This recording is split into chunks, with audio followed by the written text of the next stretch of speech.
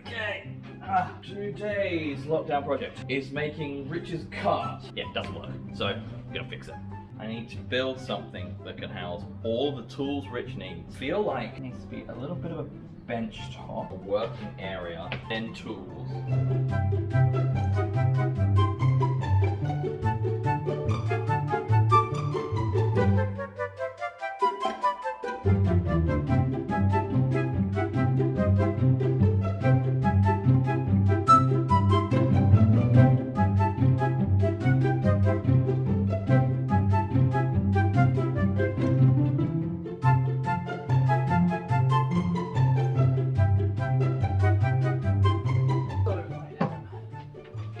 Pretty happy with this.